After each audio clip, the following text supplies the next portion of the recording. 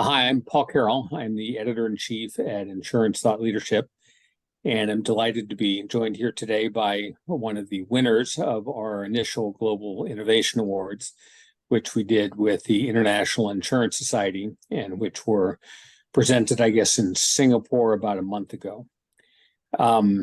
So I'm here with Larry Chasen and Justin Guerra of PAK Programs, who won in the property casualty category for a drone program they have that assesses risks in a more sophisticated way and also gets involved in preventing risks that happen in Northern California, where I live, from wildfires in particular. I thought I'd start just by asking you guys to describe a little bit about what the program is. Sure. So we write wineries throughout California, actually throughout the country, but have billions of dollars in property values in California since say 2010. They say adversity creates opportunity. Well, I'll define adversity as 2017 wine country wildfires, where basically fires were burning all around Napa Valley and Sonoma Valley. So we got our team together and parachuted in on our way to Napa Valley while the fires were still burning, and attempted to meet as many of our affected customers as possible, to walk as many sites as possible, and to sort of fulfill our promise to our policyholders. And during that exercise, just walking around to see the devastation, maybe one property was completely destroyed, and maybe on one property the metal building burned and the wood building right next to it was standing.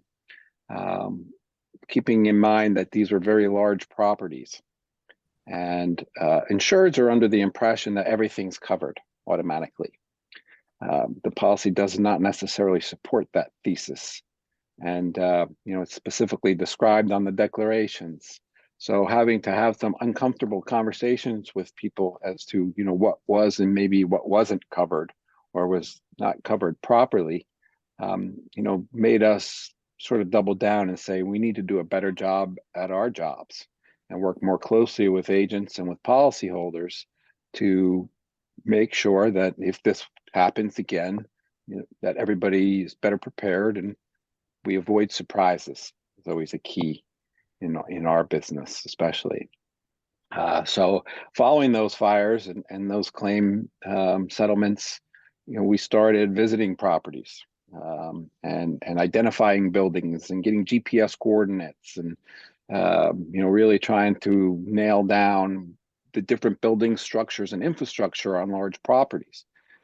Well, in the middle of summer, 100 degrees, walking around dusty vineyards all day, and it struck us that there had to be a better way. And Justin had done some research and had suggested that we start droning these large properties, where we can do all kinds of things: orthomosaic maps, 3D models of buildings. Another focus of this has been, ITV, insurance to value, making sure that things are properly insured.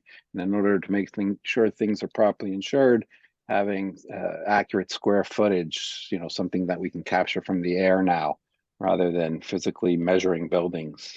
And you could have 25 buildings at a winery property.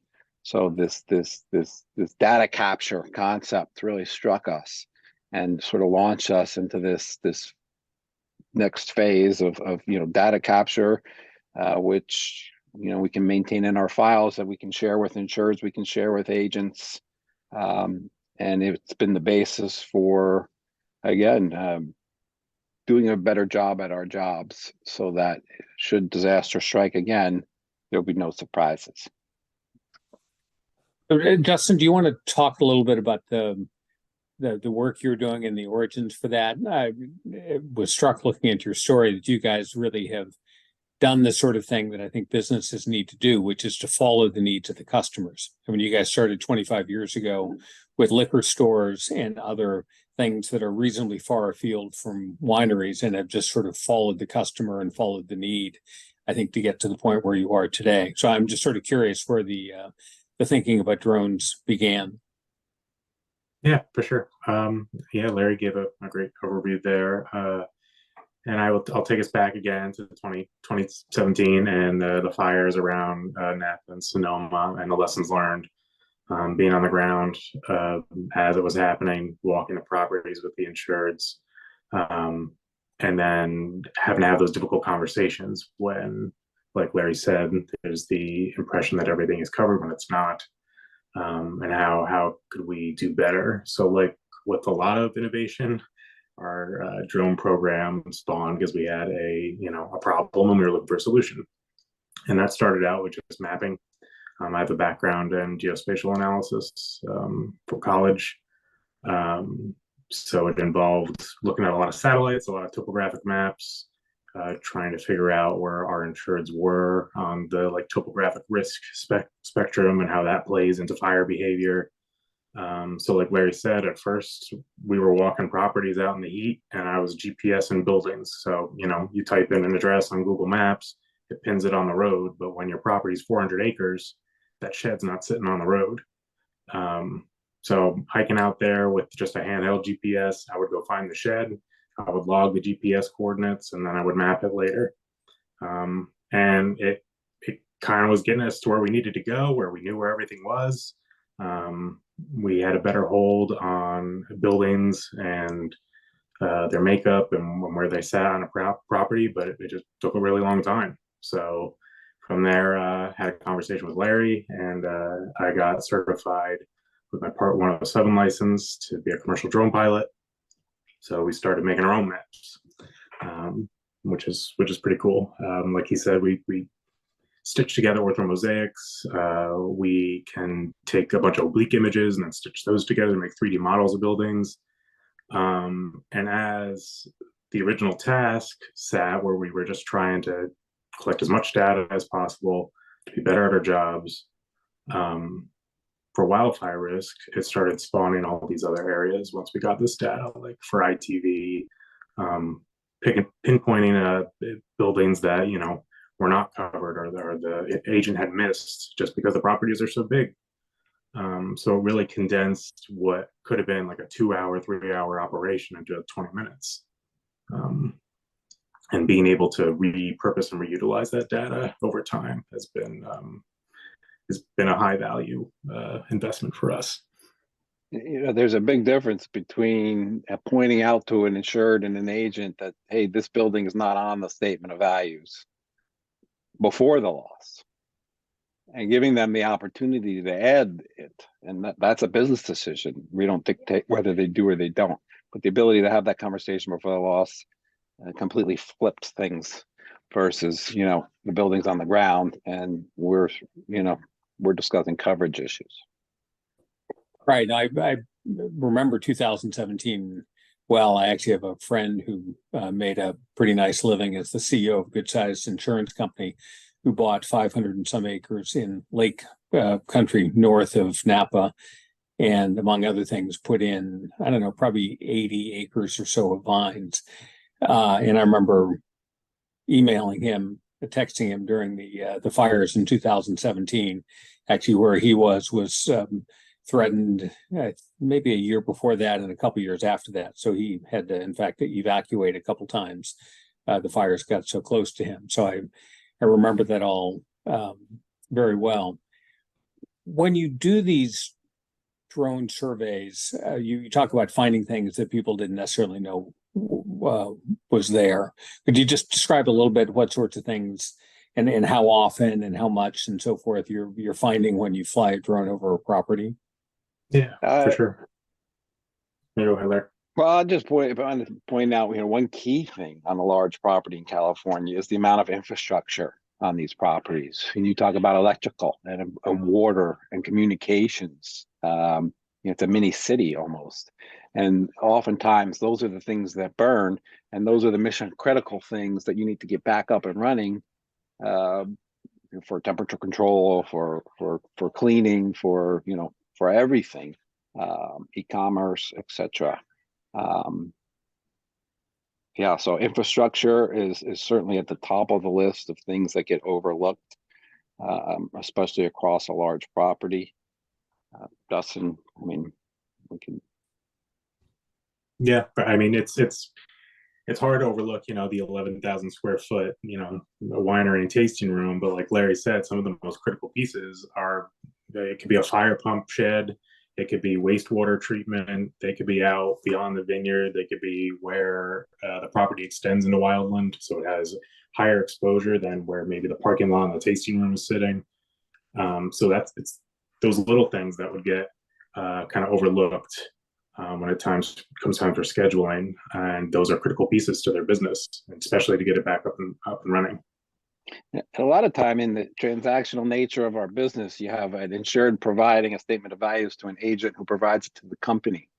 And as a company, I guess in the past we sort of took that as okay, this is what's there. Oftentimes the agent's not verifying, especially on a large property. Maybe the CFO is taking values from a balance sheet, depreciated balance sheet. So it could be a simple. I mean, we were at a property a few weeks ago where we insured the winery, and right outside that winery was a lab, and right outside there was a bathroom, and then there was a barn, and we knew nothing about the lab, we knew nothing about the bathroom, we knew nothing about the barn. There was no intent. It was just sort of lack of detail.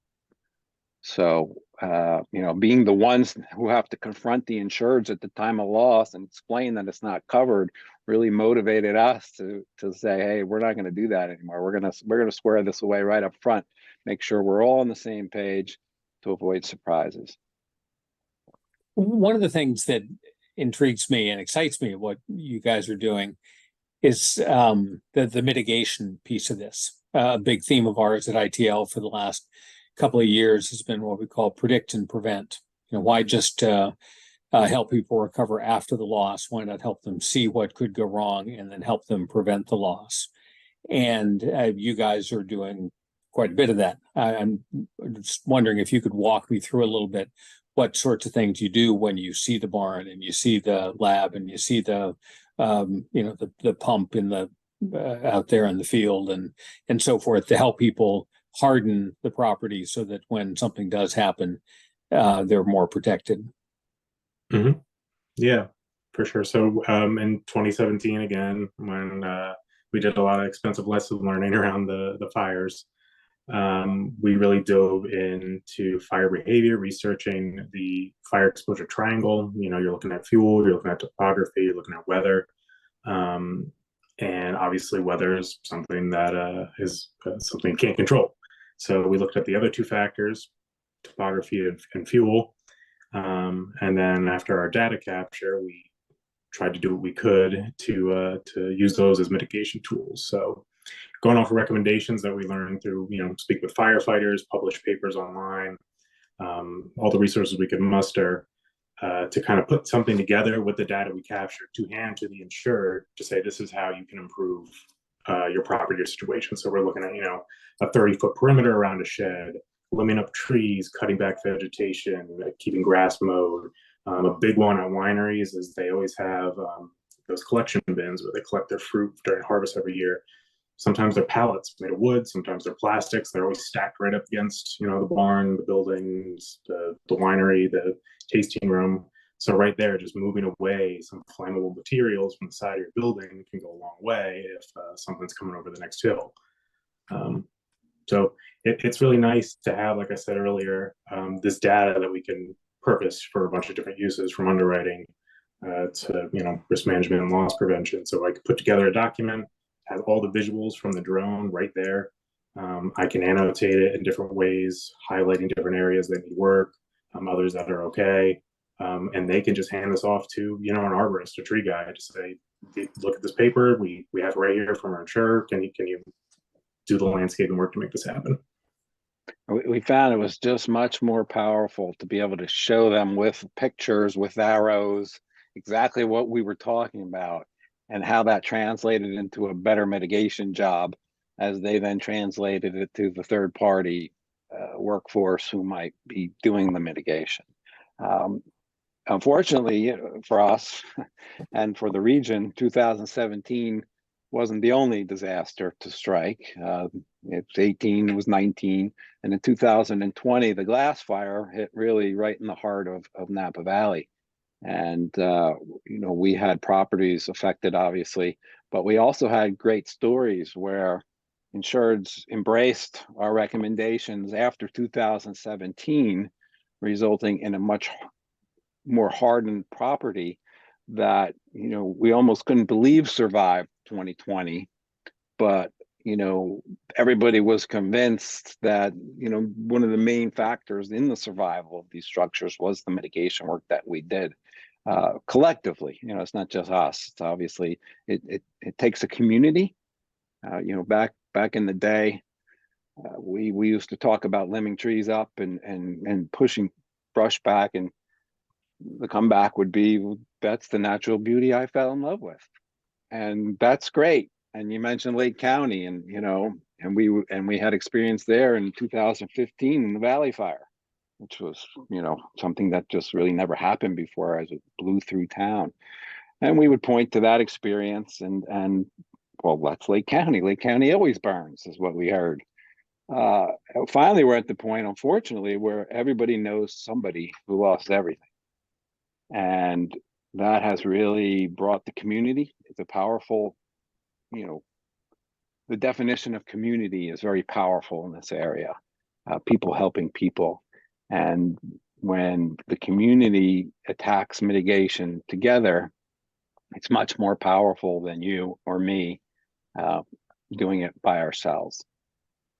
That's a message I keep hearing from people as they talk about resilience, that it really needs to be a community thing. Because if I make my property safer, then it's less likely to catch fire and endanger your property and so forth. So it does all work together. So what's next?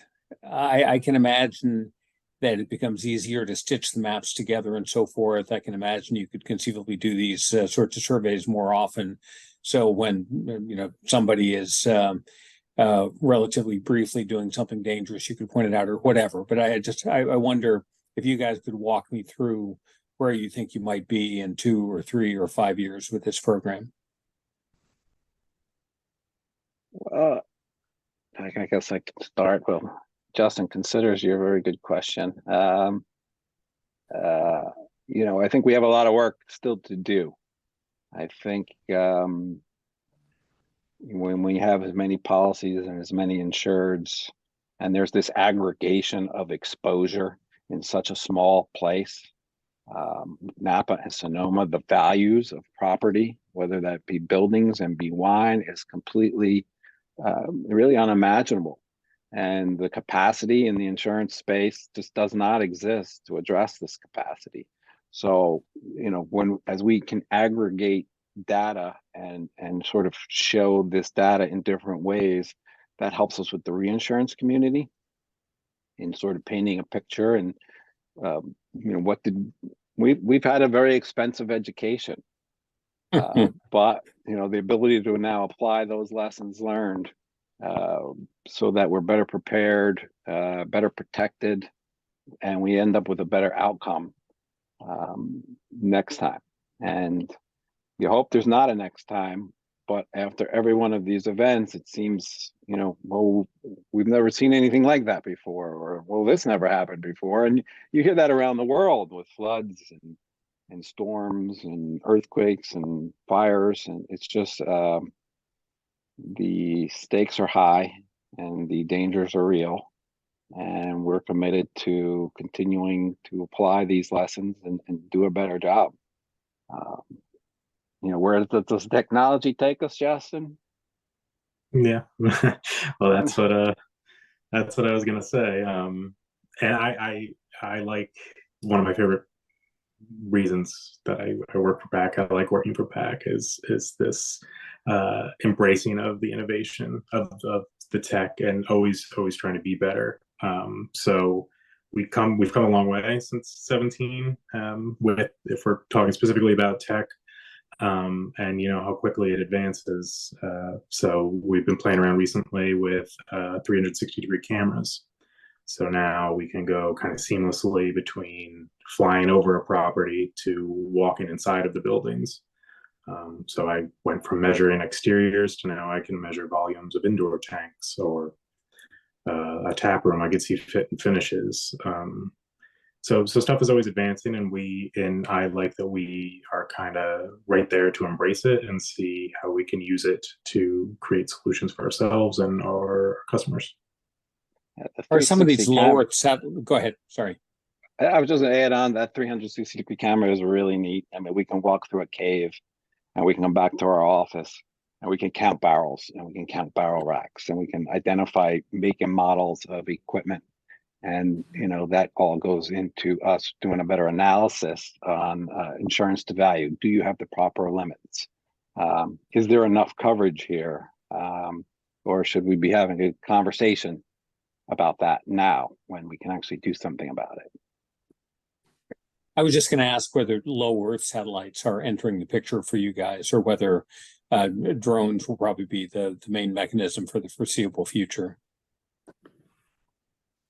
I feel like we've tweaked are we still tweaking, but we've tweaked our drone program to a point where we're comfortable with it now. Like I said, stuff is advancing all the time and we're open to embracing it. But I think we're happy with kind of the solutions we've come up with so far and building on those.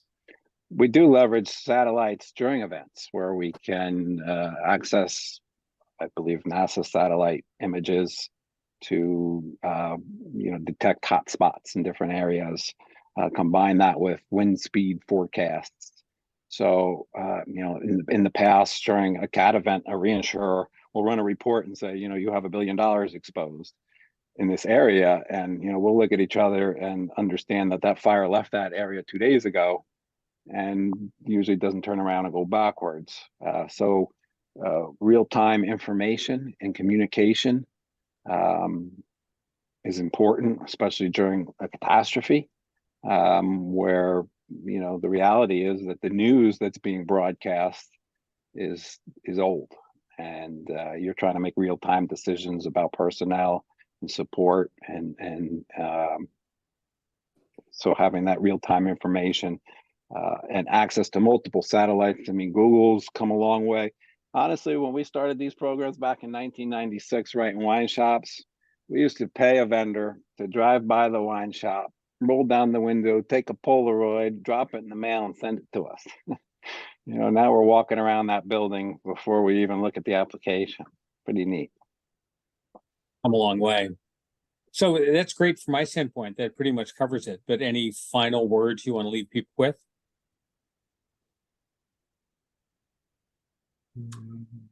Just thank you. We appreciate being recognized for the Global Innovation Award, and I hope you'll see us next year too.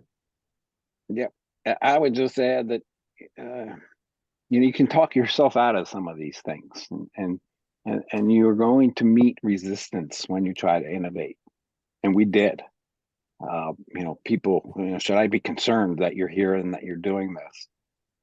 And we had a long-time insured who looked at us and was concerned up front, and basically, he said, "Should I be concerned you're doing this?" I said, "No, this is us. This is at our expense. We're bringing our team in here."